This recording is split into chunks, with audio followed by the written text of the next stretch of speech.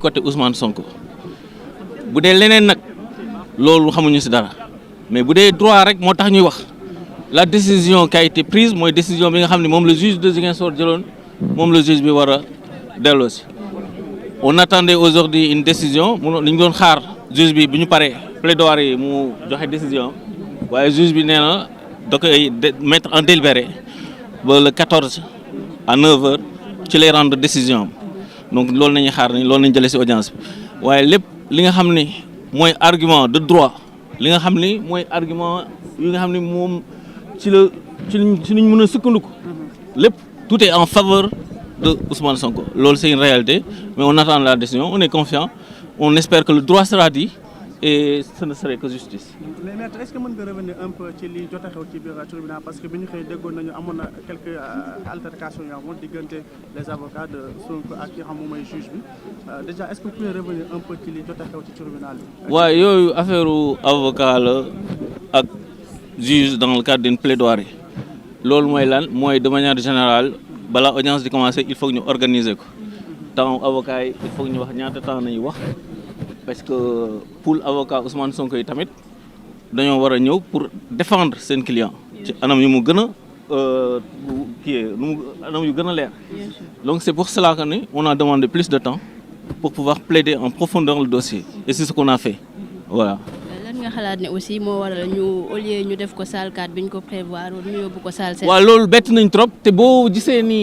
affaire bi mujjee yéex a commencé audience bi mujjee yéex a commencé. amoon na ay avocats ñoo xam ni dañoo ñëw dem directement salle 4 parce que convocation bi salle 4 la woon mais dañoo ñëw ba fii ñu ne ñu non finalement convocation bi en fait on va y revenir et que salle 7 foofu lay audience bi di mujj dérouler on aurait aimé audience bi dérouler à la salle 4 audience salle 4 moo ëpp salle 7 et que de manière générale aussi procès yi mag yi salle 4 lay dérouler woo te loolu nag dañ koy regretter bu baax mais en même temps l'essentiel est que ni jox nañu temps pour ñu plaider et on a plaidé le dossier comme il le fallait voilà. Maintenant, qu'est-ce qu'on peut attendre peut-être après le 14 bu fekkente ne juge bi ak décision bu mu mën di jël lu ñu mën a xaar ci yéen avocats yi ak yéen ñi nga xamante ne ànd ak Ousmane. waaw en fait loolu bien entendu décision bi bu génnee mais on espère que la décision sera en faveur du président Ousmane Sonko bu boobaa bien entendu état de Sénégal lu mu def dinañ ko ci topp. Si c'est le contraire? Si c'est le contraire, dinañ dem rendre compte à notre client, puisque c'est le client qui décide. Nous ne sommes que ses mandataires et assistants. Client bi lu mu décider dinañ ko def ci nu gën a rafete te lenn am na te que on est prêt à en découdre mooy maanaam xeex bi jeexagul ñu ngi espérer am ci ndam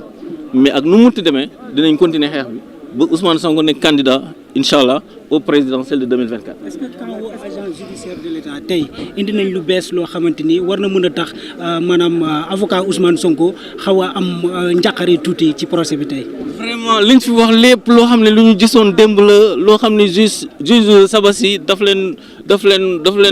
mayu leen woon ci dëgg lépp liñ fi waxoon mooy li nga xam ne moom le juge Sabassi d'accord ne loolu du noonu donc en vérité ils ont rien ramené de nouveau. dañoo ñëw di répéter yoo xam ni de vraiment amul ay arguments yoo xam ne àndul ak sax droit parce que de toute façon ñaari point tamit nañ doon débattre benn bi mooy est-ce que Ousmane Sonko président Ousmane Sonko jotoon na notification de la décision de radiation loolu mooy premier point bi et loolu sénégalais yëpp sont témoins que ni Ousmane Sonko musul jot décision de radiation te loolu tamit. décision de radiation sax buy am loolu c'est discutable parce que décision nu ngi koy gis mu nekk un acte un instrumentum acte boobu la kenn gisul contenu de l'acte nañu rapporté le contenu de l'acte moom nañu indi nañ loolu mooy décision bi moom nañu signifié te kenn mësu ko signifié donc loolu ñun nee nañ de toute façon kenn mësu ko signifié moo tax son recours était recevable voilà loolu c'est clair loolu le juge Sabassi avait décidé en notre faveur et on espère que le juge de Dakar va également répéter la même chose boo xoolee tamit Cour suprême dafa ne le juge Sabassi n'avait pas tiré les conclusions de ses propres constatations maanaam juge Sabassi ne woon na ni la signification était irrégulière la sanction d'une signification irrégulière c'est quoi signification irrégulière mooy nullité de la signation mais le juge avait considéré que la signification était sans effet voilà donc loolu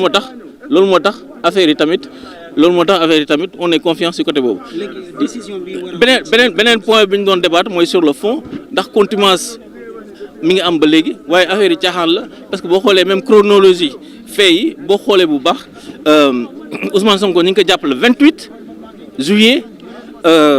décision bi naan da koy radier mi ngi ñu ngi ko jël le 22 te entre temps jàpp nañ ko te bi ñu ko jàppee l'article 316 nee na toutes les formalités et tout ce qui a été décidé et qui a été fait est anéanti de plein droit maanaam lépp li nga xam ne defoon nañ ko dañ koy annuler donc en gros sur le fond sur les deux points qui ont été débattus mooy recevabilité bi ak sur le bien fondé yooyu yëpp on est confiant et on espère que le juge va nous suivre. Dernière question maanaam décision bi nga xamante ni le 14 la ko juge bi war a joxe. waaw est-ce que ça demande votre présence oui ou non wala communiqué lay doon nii rek. décision bi juge bi day ñëw rendre ko fii day ñëw lire ko te bu boobaa ñëpp dinañ ñëw déglu lu muy wax parce que tamit c'est un instant solennel c'est un instant important qui implique tous les Sénégalais parce que Sénégalais yëpp bëgg Ousmane Sonko bokk ci élections yi mu nekk des élections inclusives nit yi am liberté de choix de leur candidat donc loolu tamit c'est important que moom mu ñëw assumer sa décision lire ko bu boobaa ñun tamit dinañ ñëw taxaw pour déglu lu muy wax ndax lu muy wax li ça intéresse tout le peuple sénégalais aussi. Très rapidement, l'audience s'est très bien déroulée. Le juge a décidé de mettre la décision en délibéré. Donc la décision interviendra le 14 à 9h. Nous attendons bien entendu une décision de confirmation, ou plutôt une décision qui consistera à redire ce que le premier juge a déjà dit, c'est-à-dire que le président Ousmane Sonko n'est pas forclos dans son recours, il était dans les délais pour pouvoir attaquer la décision de radiation. Nous espérons également que le juge va également décider que la demande d'annulation de la décision de radiation sera une décision annulée, puisqu'en vérité, la contumace n'a jamais eu lieu. La contumace a eu lieu, elle a été anéantie de plein droit le jour où Ousmane Sonko a été appréhendé, arrêté. Maintenant, qu'on nous dise, oui, il y a une arrestation pour un point qui est différent d'une arrestation d'un autre point, ça ce n'est que de la rigolade, ce ne sont que des arguties qui sont ridicules. Et cela n'est pas acceptable. Donc c'est pour ces raisons que nous sommes confiants, nous restons confiants, nous pensons que le droit sera dit le 14 et que bien entendu, le peuple sénégalais aura le choix aux élections de 2024 de choisir librement entre le candidat du système et le candidat anti-système. Et c'est ce qui est important et ce qui est important à retenir, que en fait voilà, nous attendons tous une décision favorable et on espère que la décision sera favorable. Mais est-ce que par exemple, vous pouvez revenir sur le déroulement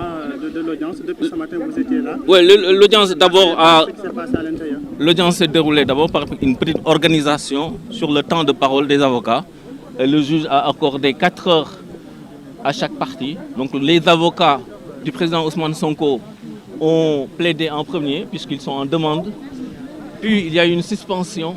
et que par la suite, les avocats de l'État ont plaidé. Il faudrait relever que les avocats du président Ousmane Sonko ont plaidé en droit. Ils ont argumenté les choses, ils ont expliqué aux juges l'enjeu de cette décision et que bien entendu, nous gardons espoir que le droit sera dit. Et si le droit est dit, le président Ousmane Sonko va avoir une décision favorable. Est-ce que vous avez eu des informations